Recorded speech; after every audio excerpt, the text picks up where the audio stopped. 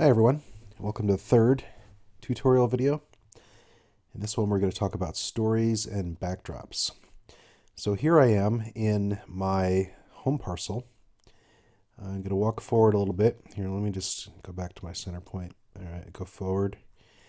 And I'm going to click this clapper button up here, which is the Make Story button. And I'm going to call this one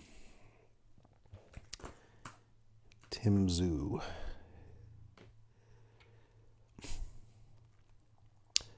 So I've gotten into this new story. You can see that there's no longer any neighboring parcels. That's because this is the whole thing. And by default, it copies everything that was in the containing story or parcel, which in this case I don't want. So I'm going to do /clear as a command. And that gets rid of everything except for this portal. Portals are the way to get in and out of stories. So if I wanted to get out of this one, I could just go through it and I'm back to my home parcel. If I turn around, you can see it's called Tim Zoo. And I go through it and I'm back into Tim Zoo. Okay, well, first I'm going to make a couple of scenes. Scenes are like rooms within a story. You can think of them as chapters in a book. There'll be lots of different ways you use scenes. Use the clapper button again to make the next scene. I'm going to use the default scene 2. And it uses a different color for each one, and I'll do a scene 3. Now to navigate around, you can see there's a different kind of portal, which is a scene portal. I could go back to scene 2. And if I look around, I should have a scene 1. So you can go through these doors just like that.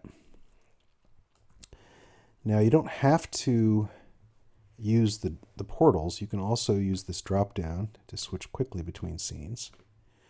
Or you can use these previous and next buttons. Quick way to get out of a story is to use this exit button. That'll bring you topside up to the enclosing portal. Here's Tim Zoo. So that's the basics of stories. Once you're in a scene, you can use this settings button here. You can change the name of the story itself, you can change the name of the scene, and you can make what's called look text. So if I said once upon a time and hit OK, this is something that shows when you go into a scene. To get rid of it, you just click the mouse button. So I'm going to go topside again, and I'm going to go through the story. And as you go into the scene, it'll say once upon a time. So this allows you to kind of have transitions, have a little bit of narration going on. All right, well, what am I going to do in here? First thing I'm going to do is make a backdrop. To make a backdrop, first you have to put points on the ground. You do that by /point. And if I look at what I just did, that little red thing is a point. So I'm going to go a little further, make another point. And this time I'm just going to go at right angles and make a third point. And let's see if I can see all of them. Now that I've made these 3 points, I do /path, and it connects them. Well, that's not very useful in itself. So I'm going to give it a little height. Now watch this. I'm going to just type in a property.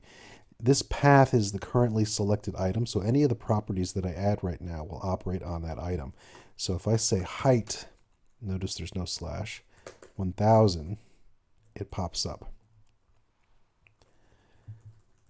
And you can see that it's not closed. It's not a closed room. If I wanted it to be closed, I could use the command connect. And if I fly up, oops, sorry, you can see that it is in fact closed. If I want to unclose it, do disconnect. If I want to change the color, I can do color red, or I can just do /color and it gives it a random color. And some other nifty things you can do You can add textures.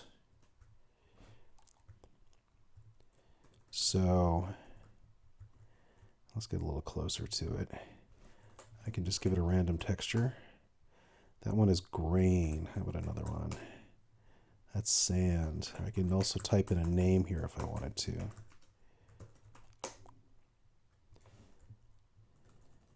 And if I want to get rid of texture, I'd do texture none. Now, one of the coolest things about backdrops is that I can right click on them and just paint right on them. So here I could do, I don't know, just some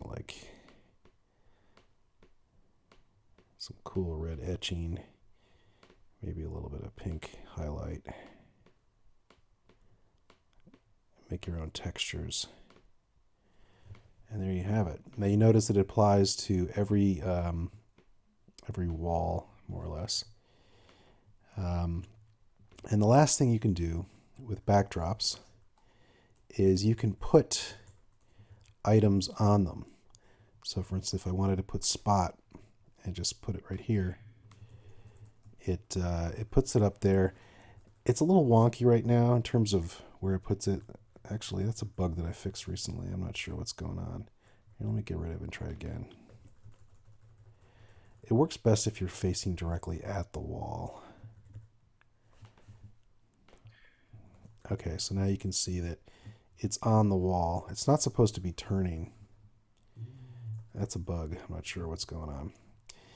So, for you, probably it'll work. Here's Stocky Cat. So you can see how the combination of backdrops and placing stuff on them is very powerful. I can also, anytime you click on something, you make it the current item. So I can just make this like,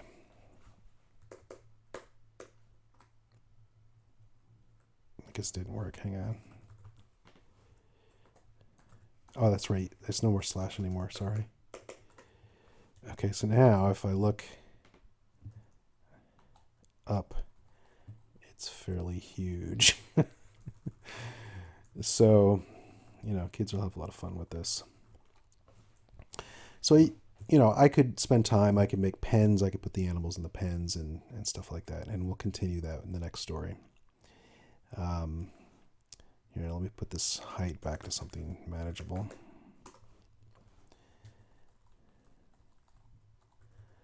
All right, so there you have it. Stories and backdrops.